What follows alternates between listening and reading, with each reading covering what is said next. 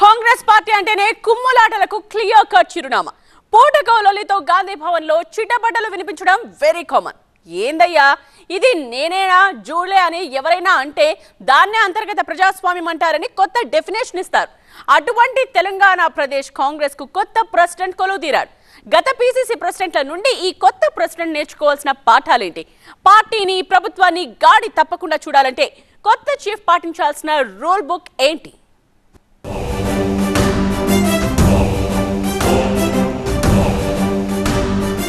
గాంధీ భవన్ హిస్టరీలో super hit కాంబోలు. Double షూటర్లుగా సీఎం అండ్ పీసీసీ చీఫ్. కెమిస్ట్రీల్ని కలుపుకున్న జబర్దస్త్ జోడీలు.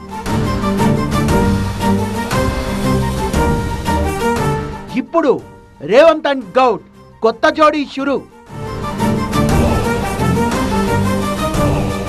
మరి ముందుండేవన్నీ క్రొకడైల్ ఫెస్టివల్సేనా? పీసీసీ కుర్చీ అంటేనే హాట్ సీట్, కానీ దాన్ని కూల్ గా మార్చి ముఖ్యమంత్రితో సమన్వయం చేసుకుంటూ క్యాడర్ ని లీడర్లని కలుపుకుంటూ పార్టీని పట్టాల తప్పకుండా కాపాడటం అంటే కత్తి మీద సామి. ఇటువంటి సర్కస్ పీట్లను అవలీలగా కానిచ్చి ఏ టక్కర్లు లేకుండా తమ టర్ముల్ని సక్సెస్ఫుల్ గా ముగించిన యోధుల్ని గతంలో చాలా మందినే చూసింది గాంధీ భవన్. కొత్తగా కుదిరిన జోడీ రేవంత్ రెడ్డి అండ్ మహేష్ కుమార్ గౌడ్. గచ్చిబౌలిలో తన నివాసంలో ప్రత్యేక పూజలు చేసి గన్ పార్క్ దగ్గర అమరవీరుల స్తూపానికి నివాళి అర్పించి ర్యాలీగా గాంధీ భవన్ కు వెళ్లి పీసీసీ చీఫ్ గా ప్రమాణం చేసి రేవంత్ రెడ్డి నుంచి పార్టీ పగ్గాల్ని స్వీకరించారు మహేష్ కుమార్ గౌడ్. తెలంగాణ కాంగ్రెస్ లో ఎన్నాళ్ల నుంచో ఎదురు చూసిన అరుదైన సందర్భం ఇది. ఎంతో మంది నాయకుల్ని ఊరించిన పదవి అది. అదృష్టాన్ని దక్కించుకొని లక్కీ స్టార్ అనిపించుకున్నారు మహేష్ కుమార్ గౌడ్. కానీ ప్రమాణం చేయగానే పండగైపోలేదు. మహేష్ కుమార్ గౌడ్ ఎదురుగా ఉండే క్రొకడైల్ ఫెస్టివల్స్ ఎన్ని అంటే చాంతాడంత లిస్టే ఉంది. 2028లో పార్టీని ఇప్పటికంటే ఎక్కువ సీట్లతో అధికారంలోకి తీసుకురావడం అనేది మొదటి ఛాలెంజ్. పాత కొత్త నేతల మధ్య సమన్వయం తీసుకురావాలి. చేరికలపై ఏకాభిప్రాయం తీసుకురాగలగాలి. సీనియర్లతో పని చేయించగలగాలి. స్థానిక సంస్థల ఎన్నికల్లో పార్టీ గెలుపు కోసం కృషి చేయాలి. నామినేటెడ్ పదవుల పంపకాన్ని చేయాలి. 2028 ఎన్నికలకు పార్టీని సిద్ధం చేయాలి.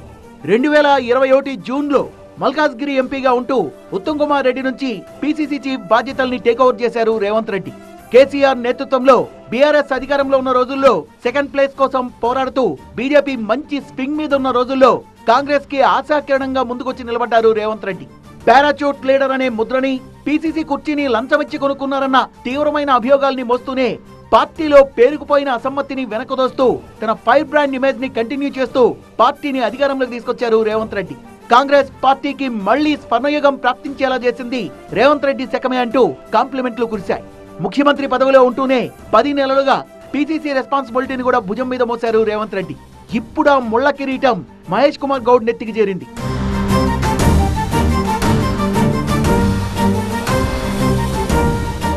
చాలా గ్యాప్ తర్వాత బీసీ నేతకు పీసీసీ కుర్చీ దక్కడం పార్టీకి బూస్ట్ ఇస్తుందన్న అంచనాలున్నాయి.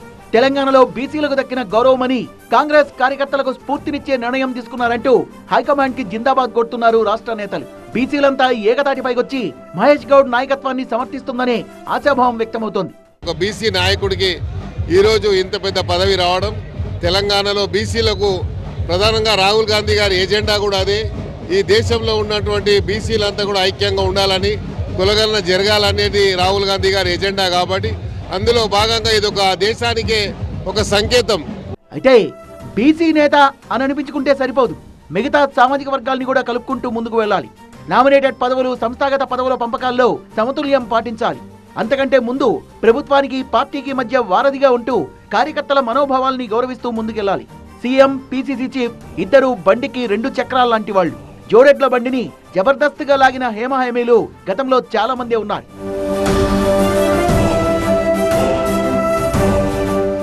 2004-2009లో బ్యాక్ టు బ్యాక్ అధికారంలోకి రావడం వెనుక వైఎస్-డిఎస్ ల కాంబినేషన్ వర్కౌట్ కావడమే ప్రధాన కారణంగా చెప్తారు. అప్పట్లో వీళ్ళకి సూపర్ హిట్ కాంబోగా పేరుంది.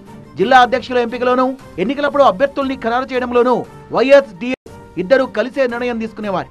వీళ్ళ హయాంలో గాంధీ భవన్ లో అసలు వివాదాల ఊసే లేకపోయింది. ఆ తర్వాత కె కేశవరావు ఎంఎస్ఆర్ తో కూడా వైఎస్ కెమిస్ట్రీ అదుర్సనే టాక్ వచ్చింది. విభజన ఉద్యమం లాంటి క్లిష్ట సమయాల్లో కూడా ఉమ్మడి ఏపీకి కిరణ్ కుమార్ రెడ్డి సీఎం గా, బొత్స సత్యనారాయణ పిసిసి ప్రెసిడెంట్ గా బండిని చక్కగానే లాక్కొచ్చారు. ఈ కాంబినేషన్లన్నీ ఒక ఎత్తైతే ఇప్పుడు కుదిరిన రేవంత్ అండ్ మహేష్ కుమార్ గౌడ్ కాంబో ఒక్కటి ఒక ఎత్తు. అసలే చేరికల గడబెడతో పార్టీ కొత్త ఉడకతాంది. గేట్లు తెరుస్తున్నామన్న రేవంత్ పిలుపుతో బీఆర్ఎస్ నుంచి వలసల సీజన్ మొదలైంది. దీంతో పార్టీకి నష్టమా లాభమా అనే అంశంపై పిసిసిలో పునరాలోచన జరగాల్సింది. కాకలు తీరిన సీనియర్ల మాటున పార్టీలో అసమ్మతి నివురుగప్పిన నిప్పులా ఉంది. త్వరలో రాబోయే గ్రేటర్ ఎన్నికలకు పార్టీ సమాయత్తం కావాల్సింది. అసెంబ్లీ ఎన్నికలకు సెమీఫైనల్స్ లాంటి జీహెచ్ఎంసీ పోరులో పార్టీ గట్టిగా నిలబడేలా ఎత్తులు వేయాలి.